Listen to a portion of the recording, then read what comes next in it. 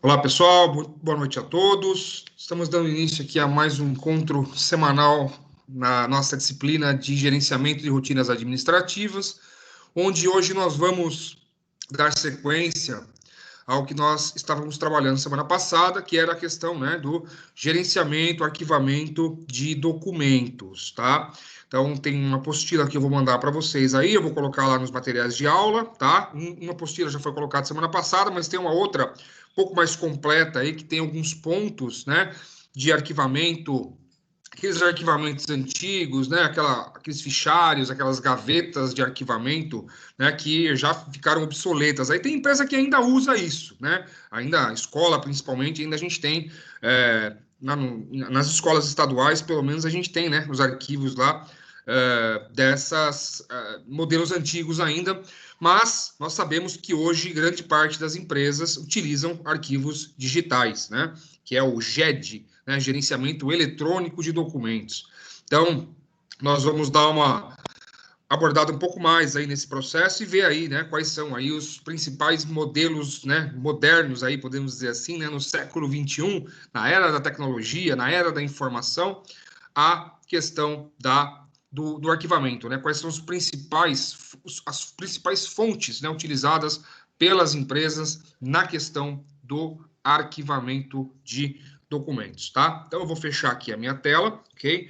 Vou passar os slides aqui para vocês e aí mesma situação, na sequência, segundo tempo aí da aula, a gente vai abrir para perguntas, ok? Vamos lá então.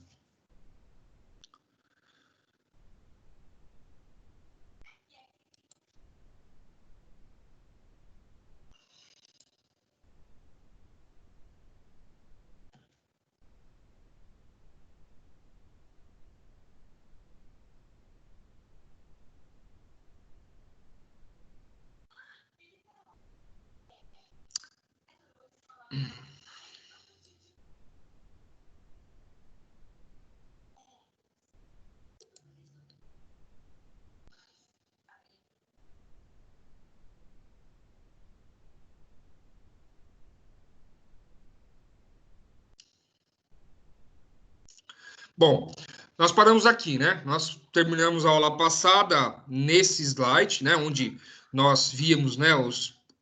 As técnicas, né? De arquivamento, as formas, né? Mais comuns aí de arquivamento, né? Os básicos, né? Então a gente tem o alfabético, geográfico, numérico, né? E nós paramos aqui. A gente vai dar uma enfatizada um pouco mais aí nessa questão dos métodos, né? De arquivamento e dando alguns exemplos aqui, principalmente do método de arquivamento alfabético, tá? Então, na apostila, né, que eu vou mandar, que eu mandei para vocês aí, tem um pouco mais completo aí essa questão, tá? Alguns pontos mais importantes aí que são colocados lá, tá? Então, veja só, método de arquivamento, né? Então, havendo um sistema de arquivamento definido, a empresa ou órgão público, tanto a empresa privada ou a instituição pública, ela vai decidir qual que é o melhor método, né, de arquivamento. Então, o método estabelece o que é preciso fazer para alcançar o fim desejado pelo sistema de arquivamento, né? O que você deseja efetivamente em obter, né, de lucro, né, com esse sistema de arquivamento. Você tem pontos importantes, tá? Falando assim, instituições públicas, me veio à cabeça agora, né? Pontos que ficam para sempre na memória, né, das pessoas, principalmente nessa questão de instituições públicas e arquivamento. São dois pontos fundamentais que remetem, né, a parte da história do Brasil, parte da nossa história, tá? E também parte de uma coisa muito importante, né, que é, por exemplo, o acervo do Tribunal de Justiça do Estado de São Paulo, né? Então a gente tem documentos lá, tem processos que estão arquivados lá no Tribunal de Justiça desde o século XIX, tá? Então, isso aí já desde da República, né? Desde aí do Poder Judiciário, desde lá da fundação da República, né? Proclamação da República, 15 de novembro de 1889. A gente tem processos lá no Tribunal de Justiça e eles estão fazendo todo um trabalho, né, de digitalização de todos esses processos, né, e os processos que realmente já não estão mais, né, já deu trânsito em julgado, já não tem mais nada a acrescentar, esses processos estão sendo, né, definitivamente eliminados, né, para ganhar tempo também e você economizar na questão de arquivamento, né? Porque tudo isso é muito caro para você manter isso guardado. Então, muitas vezes você aluga, né? Tem empresas especializadas aí nessa questão do arquivamento, onde você tem que pagar, você paga aí para essas empresas estarem guardando, né, esses documentos. Então, para a questão de baratear aí, eles estão, né, digitalizando grande parte do acervo do Tribunal de Justiça, mantendo, né, os processos físicos antigos lá para pesquisas históricas, né, para historiadores aí, igual nós que gostamos de coisa velha, né, de ficar mexendo em arquivo, mexendo em documento velho. Para quem gosta dessa área aí e quem é pesquisador da área também, vai poder ter acesso, né, a esses documentos. Então, o Estado está procurando, né, baratear os custos, aí, porque fica muito caro, né, manter todo esse arquivo lá. Então, é o seguinte, hoje é tudo digital, né? Se vocês olharem no Tribunal de Justiça, hoje todos os processos, eles são digitais, né? Então, todo o sistema, de todos os TJs do Brasil, na verdade, são digitais, você não tem mais processo físico. Então, os diversos métodos, né, de arquivamento que, através dos anos, foram desenvolvidos em todas as partes do mundo, podem ser utilizadas tanto nas empresas privadas quanto em órgãos governamentais. Então, são os principais métodos, né, são o alfabético, o numérico e o alfanumérico. Então, esses métodos, por sua vez, formam com base, né, na qual criaram vários outros. Então, todos os métodos de arquivamento que a gente conhece hoje, tá, tem como base, né, esses três aqui, o alfabético, o numérico e o alfanumérico. Bom, então, métodos de arquivamento, né? Temos aqui, né, o alfabético, o específico, tá? Ou por assunto, ou o geográfico, tá?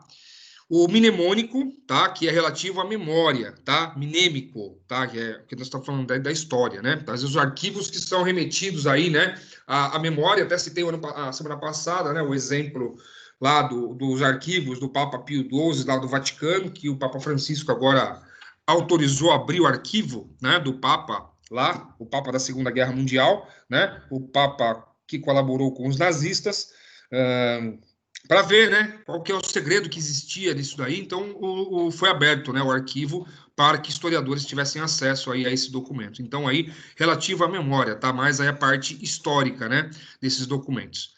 E aí, né, Variadex, que é um método de ordenação que tem por eixo, né, as letras do alfabeto, representadas por cores diferentes. Método numérico, né, o simples e o duplex, e o método alfanumérico, que são aí números decimais, né, automático ou o automático moderno. Mas o que nós usamos mais mesmo, tá, é o método, né, o método alfabético, que é a grande maioria aí dos arquivos que nós utilizamos. Então, o método é simples, né, e bastante prático. Então, no caso de correspondências, proporciona consulta direta e rápida, tá, no processo. Porém, né, entretanto, exige cuidados na sua organização a fim de evitar erros, como troca de letras, inversões, saltos e outros, né? Então, é importante que estejam estabelecidos critérios que devem ser observados para que haja uniformidade no trabalho de arquivamento. Então, se vocês têm boa memória, o que né, faz lembrar isso aqui para vocês? Quando vocês olham um nome assim, ó, coisa antiga isso aí, hein, gente? Coisa que, né, nós antigamente era, puxa vida, era difícil você conseguir tentar achar alguma coisa nesse lugar, né? O que remete isso aqui para vocês? Quando vocês olham esse exemplo aqui, ó, por exemplo, Sérgio Ricardo Mendes de Souza, aí você olha o primeiro nome, né, em caixa alta e o restante do nome. O que vai lembrar isso aqui para vocês? Um negócio que entregava para a gente todo ano.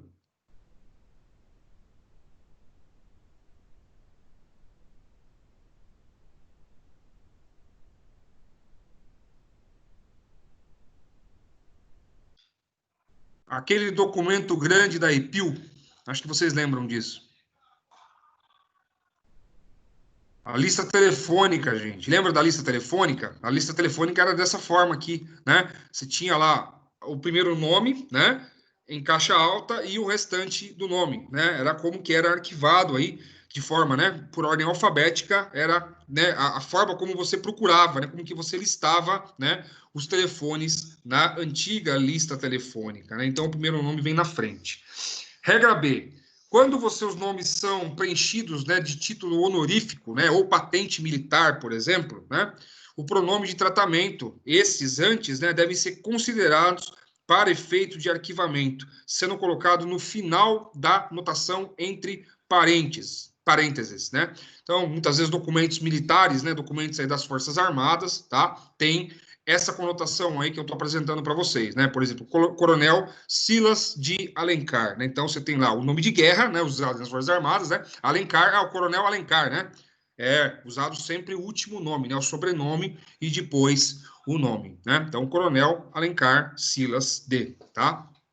Trabalhos acadêmicos também, tá, pessoal? Não vamos esquecer, tá? Citações acadêmicas, né? De trabalhos acadêmicos, currículo Lattes, né?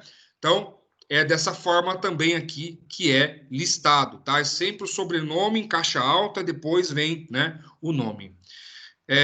A regra C, quando os nomes possuírem grau de parentesco, tá? Por exemplo, filho, neto, sobrinho, júnior, né? Essa afinidade será considerada parte integrante do sobrenome. Então, por exemplo, Dr. Sandro Souza Silva Júnior, tá? Então, Silva Júnior, Sandro Souza, doutor vem na frente, né? Que é o título, tá? Dado aí, né, à pessoa. Então, na apostila que eu vou mandar para vocês, vocês vão ter exemplos aí, bastante exemplos, tá? Aqui eu coloquei 3 só, mas na apostila, no material que eu estou mandando para vocês, vocês vão ter aí um exemplo, bastante exemplos, né, de como que é feito esse arquivamento alfabético e com as respectivas diferenças aí, tá? Em relação aos nomes, tá? Mas basicamente é isso aqui, tá, pessoal? É mais do que a gente necessita aí ter, tá? Quando você pega trabalho acadêmico, por exemplo, é dessa forma, né? Você pega aqueles textos que a gente manda para vocês muitas vezes do Cielo, né? Referências bibliográficas, por exemplo, né? O autor de um livro, tá? Silva Júnior, né? O autor aqui, por exemplo, você tem lá, é dessa forma que você coloca também, né? Então, gerenciamento eletrônico de documentos. A gente deu uma pincelada semana passada, mas eu vou dar uma complementada aqui, né? Entendendo um pouquinho a evolução desse processo, né? De gerenciamento eletrônico de documentos.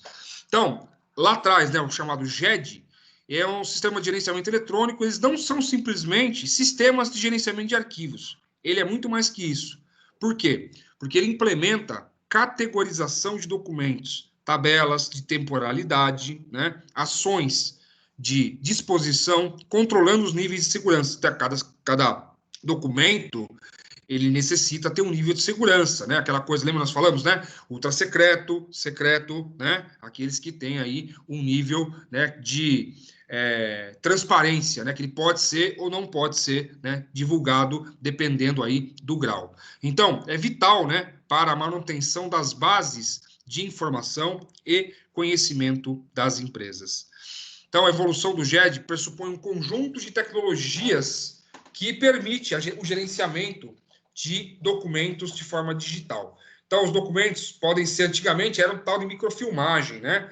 Pode ser dos mais variados origens e mídias, né? Como papel, microfilmagem, né? Som, imagem, e mesmo arquivos já criados, né, na forma digital. Então, hoje a gente tem inúmeros arquivos aí, inúmeras formas de você arquivar, né, esses documentos, esses formulários aí dentro de sistemas de arquivamento.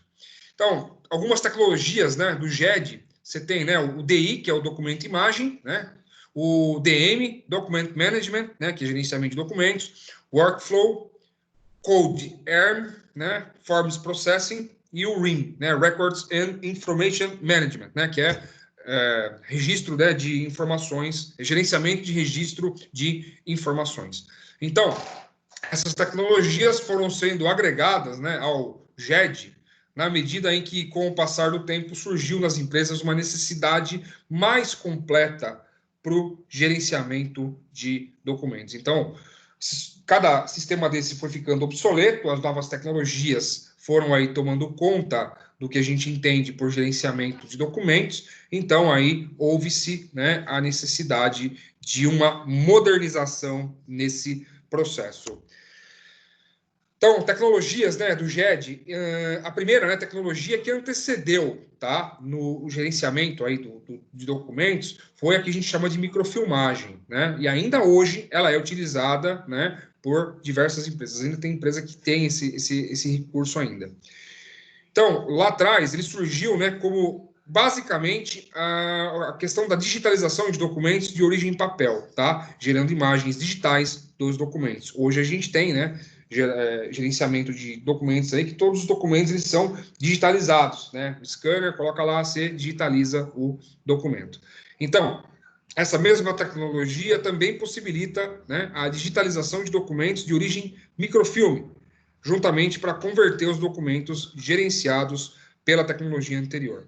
Então, essa tecnologia é conhecida como Document Imaging ou gerenciamento de imagens de documento. Então, eu falei para vocês que lá no banco nós tínhamos, né, um chamado portal de documentos, que era um sistema onde tudo ficava arquivado ali, né? Todo o histórico do cliente ele ficava arquivado dentro daquele portal ali, por tempo indeterminado, né? Você tinha lá o banco de dados, o cliente ficava ali, por mais antigo que fosse, né, esse registro desse cliente, ele ia sendo colocado para trás, né, numa cronologia mesmo, assim, sabe, numa linha do tempo, né, onde os documentos mais recentes iam ficando na frente, os mais antigos iam ficando lá para trás, né? Eram abertas várias ocorrências ali dentro daquele portal de documentos, e aí você ia, né, modernizando, você ia passando ali, né, esse sistema. Então, com os documentos sendo convertidos para imagens, era necessária uma tecnologia que substituísse o processo humano de trâmite de documentos. Então, surgiu a tecnologia do chamado workflow, né, para imagens de documentos. Com a implementação do workflow, muitos ganhos foram obtidos. Com isso, né, o próprio avanço da tecnologia e a disseminação dos computadores, aí as novas tecnologias, programas específicos, né, plataformas para armazenamento de documentos, né, a gente tem, por exemplo, no estado mesmo, aqui do Centro Paula Souza, você tem uma plataforma de armazenamento de documento, onde todos os nossos documentos, né, toda a nossa, por exemplo, a nossa formação acadêmica, os nossos diplomas, nossos registros, a titulação dos professores, tudo é colocado, né, nesse sistema, tudo é colocado ali dentro, né? Então, né, tudo isso aí faz parte, né, dessa nova geração de documentos, né, dentro desses sistemas digitais.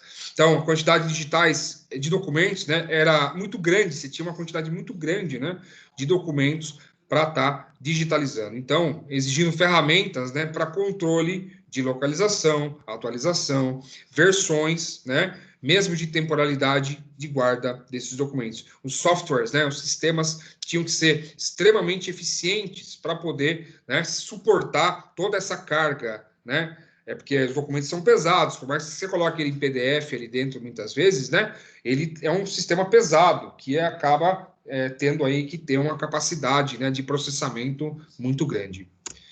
Então, quais são, né, os principais meios para garantir a proteção do uso da tecnologia dos documentos digitais e digitalizados? Então, um é a certificação digital, né? Então, a gente tem grande parte aí, né, das empresas utilizam isso, né, principalmente quem trabalha com a Receita Federal, quem trabalha com órgãos, né, governamentais aí, você tem, né, essa certificação digital, que é o quê? Uma ação de reconhecimento por meio eletrônico que determina um relacionamento particular. Então, exclusivo e intransmissível, tá? Entre uma chave de criptografia com uma pessoa jurídica, física, máquina ou função. Então, essa relação individual é essencial para assegurar a identidade digital. Então, você tem lá todas as informações, né, muitas vezes dos seus clientes, lá quem faz imposto de renda, né, geralmente tem certificação digital. O cara vai lá, ele tem acesso a todos os clientes, né, que ele fez lá, todas aquelas informações, né, gente, de rendimento, sigilo bancário, né, tudo que diz respeito ao imposto de renda do cliente, tá tudo ali, né? Então, você trabalha com a Receita Federal ali, você tem todas essas informações. Então, é possível garantir, né, a identificação do usuário que usa a sua identidade digital. Você tem lá toda a sua, né, a sua qualificação ali, a sua identificação através desse documento. Então, todas as atividades desempenhadas com a utilização desse artifício são de inteira responsabilidade sua, né? É a sua assinatura que está lá, né? a sua identidade, né, que está ali. A assinatura eletrônica é diferente, a gente vai ver ali na frente. A assinatura é outra coisa. A certificação digital é um banco de dados, na verdade, que você, né, tem aí o relacionamento, você consegue estar guardando. A assinatura digital, após a elaboração de documento, ele vai receber a assinatura digital, né? Como vai declarar que ela pertence ao responsável pela elaboração do documento. Então, hoje, grande parte dos documentos que saem dos órgãos governamentais, por exemplo, do Estado, da União, muitas vezes dos municípios também, sai com assinatura digital. Né, sai aí com a assinatura digital com a autenticidade, com a devida autenticidade, né, da instituição. Por exemplo, a Unip, né, a universidade onde a gente, né, é formado e ainda continua estudando lá, ela emite o histórico escolar, por exemplo, né, por certificação digital, por assinatura digital. Aí você tem lá o site, você entra lá e faz, né, a confirmação da veracidade, né, desse documento, ou através de um QR Code, né, enfim, você tem ali possibilidades, né, de você conseguir aí estar, né, confirmando a veracidade realmente daquela assinatura. Então, ela é dotada de autenticidade, integridade, confiabilidade, né, e o não repúdio, que impede o autor de negar a sua responsabilidade sobre o conteúdo. Então, não tem como o cara falar que ele não assinou, né, porque a assinatura digital é só mediante, né, a identificação desse usuário. Então, geralmente, Tribunal de Justiça, né? Hoje, todos os mandados judiciais, por exemplo, saem dessa maneira. Os documentos assinados pelos juízes, né? Decisões judiciais saem, né? Por assinatura digital. Então, não tem como o cara falar, não foi eu que assinei isso aqui. Não, tá assinado, filho. Assinatura digital, não tem como, né? É só, a não ser que você forneceu, né, a sua assinatura para outra pessoa. Aí é a responsabilidade sua, tá? Mas é aquela coisa, não tem o não repúdio, né? Você não tem como falar que você não assinou, né? Aí já a criptografia, que a gente usa bastante, né? A gente vê bastante aí nos QR Code da vida, né? Que tem essas decodificações aí. Ela cria chaves, né? Públicas e privadas. É possível codificar ou decodificar, né, uma mensagem, tornando-a confidencial e devendo ser decifrada pelo destinatário possuidor da chave secreta. Sabe como que começou esse negócio de criptografia, gente? Isso começou lá na Segunda Guerra Mundial. Eu não sei se vocês já assistiram um filme chamado O Jogo da Imitação, né? Eu acho que vocês já assistiram esse filme, mas na Segunda Guerra Mundial não foi só o maior conflito, né, da história da humanidade, o conflito que mais, né, ceifou vidas aí e teve um número maior de países envolvidos no conflito. Mas o que a gente entende hoje, né, por criptografia, começou nesse processo, porque os alemães, os nazistas, eles tinham uma máquina, né, de codificação chamada Enigma, que era feito por criptografia, né? Eram mensagens codificadas, a qual todas as decisões, né, que saíam de Berlim, todas as decisões que saíam do alto comando nazista, né, as decisões, as ordens dadas pelo alto comando nazista, por Hitler e pelos seus asseclas, que iam, né, essas mensagens, elas iam para todos os lugares aonde estavam estacionados, né, estavam posicionados o exército alemão, onde estavam posicionados as forças armadas alemãs, né? Então, saía de Berlim a ordem de ataque ou o planejamento, né, referente a um determinado ataque, aonde ia ser atacado, como ia ser atacado, todas as ordens saíam por essa máquina. E os ingleses conseguiram quebrar, né? Aí foi uma jogada muito, muito legal de se entender tudo isso, né? Uma jogada de mestre mesmo. Então, os ingleses reuniram, né, um grupo de matemáticos, físicos, né, responsáveis aí por raciocínio lógico, né, para tentar quebrar, né, quebrar esse código da Enigma, né, e eles conseguiram, né, aí começou a inverter, né, o lado da guerra, e sabemos que até 1942 a Alemanha tinha dominado praticamente toda a Europa Ocidental, né, só não caiu, só não tomou a Inglaterra, mas aí eles tinham tomado praticamente toda a Europa Ocidental. E aí começou, né, a inverter a guerra a partir de aí, né, na frente ocidental, a guerra começou, né, a inverter, porque os ingleses já se precaviam, né, sabiam onde os alemães iam atacar, porque eles conseguiam quebrar, né, o código da Enigma, né? Foi um negócio bem interessante mesmo, uma sugestão de filme aí para vocês entenderem, né? Toda essa tecnologia que a gente tem hoje aí começou lá atrás na guerra. Então, a fim de preservar a segurança, né, e o sigilo da mensagem criptografada, o responsável pela chave de decodificação não pode revelar a lógica matemática, senão outras pessoas poderão decodificar e ter acesso aí ao conteúdo da mensagem. Então, através dessas lógicas matemáticas, desses algoritmos, você consegue decodificar qualquer, né, mensagem. Então, é que a polícia tem essa técnica, né? Prende celular, prende computador, por mais senha que esteja ali, por mais informações decodificadas que estejam ali, né? Você tem como quebrar, né, esse código. Os especialistas na área conseguem fazer essa decodificação. Então, por meio da criptografia, é possível que se evite a deturpação no conteúdo das mensagens, mantendo a autenticidade, né, para efeitos de valor aí. Então, você tem mensagens ultra secretas, né, o que a gente chama de top secret. Aí você tem, né, a condição aí de você colocar a criptografia, que é o caso, né, dos alemães. A Enigma, se vocês pegarem aí na internet, vocês vão ver que era parecido com a máquina de escrever.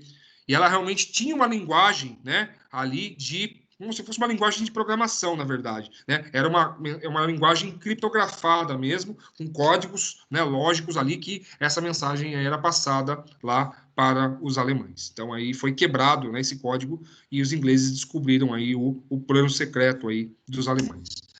E aí o armazenamento em nuvem, né, que também é muito comum, né, você conseguir armazenar os documentos digitalizados aí em nuvem. Então, com esse armazenamento em nuvem, o usuário consegue acessar, né, e utilizar os dados compartilhados em qualquer lugar do mundo, por meio de um dispositivo com conexão à internet, sem precisar de infraestrutura de apoio dentro dos seus próprios ambientes ou rede. Então, na nuvem, tá, você consegue entrar lá em qualquer computador, em qualquer lugar e pegar, né, ter acesso aí a esses documentos. Porém, ele é seguro, né? O armazenamento de dados ele é completamente seguro, pois as informações são codificadas e apenas pessoas autorizadas detêm acesso à leitura. Porém, é importante tomar cuidado com a senha de acesso ao programa da nuvem, tá? Ela deve ser segura o suficiente para prevenir o acesso a terceiros. Então, é muito comum também, né, empresas aí colocarem, né, tudo isso daí em nuvem para você conseguir, né, não ocupando espaço, né, você não ocupa espaço aí dentro do HD, você não ocupa espaço dentro do servidor, né,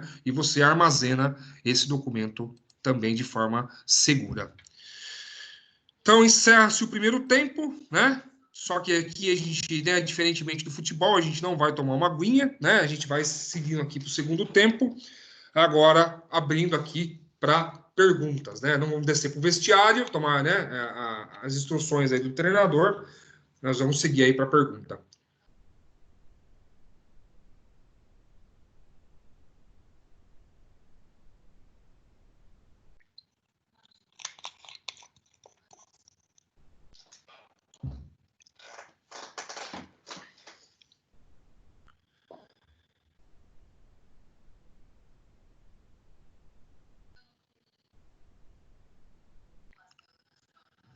Vamos lá, gente. Vamos abrir para perguntas aqui, tá? Daí eu vou. Quando vocês finalizarem, a gente finalizar a parte de perguntas aqui, eu vou parar a gravação até para ficar menor, né? O arquivo depois para eu estar postando no YouTube, tá? Para eu estar colocando no YouTube aqui, eu vou deixar o arquivo um pouco menor, tá? Até para ficar, senão fica um vídeo muito tempo, né? Ele fica um vídeo muito grande e muito tempo parado, porque aí a gente fica aqui, mantém, né, o vídeo correndo aqui, mantém a gravação correndo, mas a gente termina a aula antes, tá? E a gente abre para perguntas, depois a gente, né, encerra a participação aqui, mas a gente fica conectado. Então eu vou continuar conectado, só que eu vou parar a gravação, tá? Aí para ficar um tempo menor aí, né? Um tempo correndo menor. Aí o vídeo fica menor também lá no YouTube. Fica mais rápido para postar também.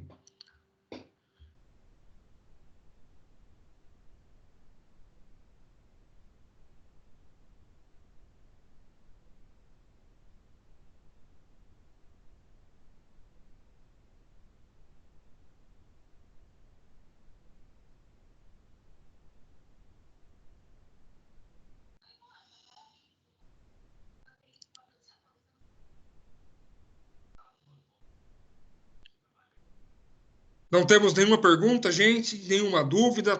claro mesmo aí, como dizia o outro, né? Alto e claro, informações captadas, né? Sem nenhum problema. Não foi, né? Problema da enigma aí, não ficou um enigma, né?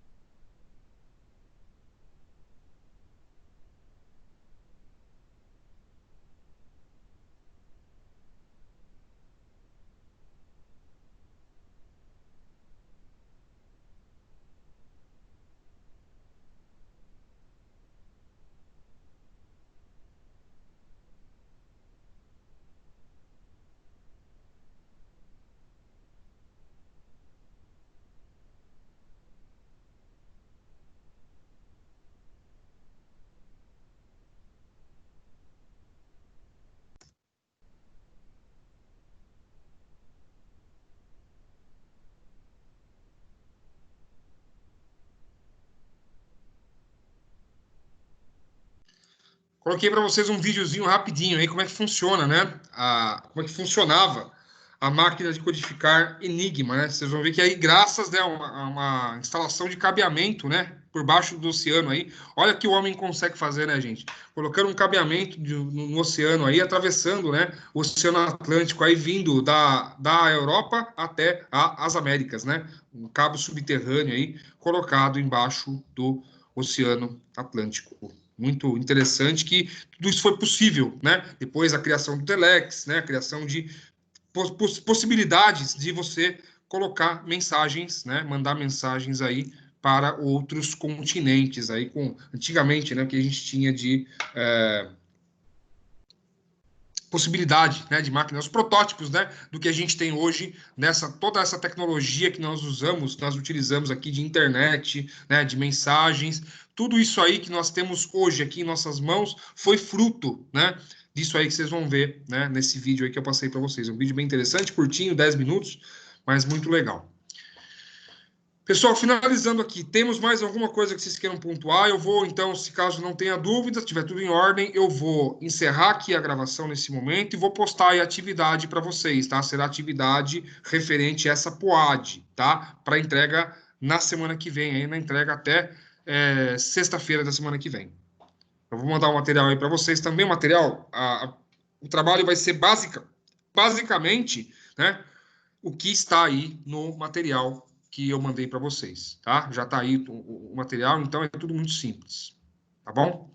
Então eu vou encerrar aqui a gravação nesse momento, certo? Então, boa noite a todos. Eu vou continuar conectado, só vou encerrar aqui a gravação, tá? Para o vídeo ficar mais curto. Mas eu vou estar conectado aqui até o horário final da aula aí, caso vocês tenham alguma dúvida, tá bom, gente? Então, caso não nos falamos, boa noite a todos aí, até mais.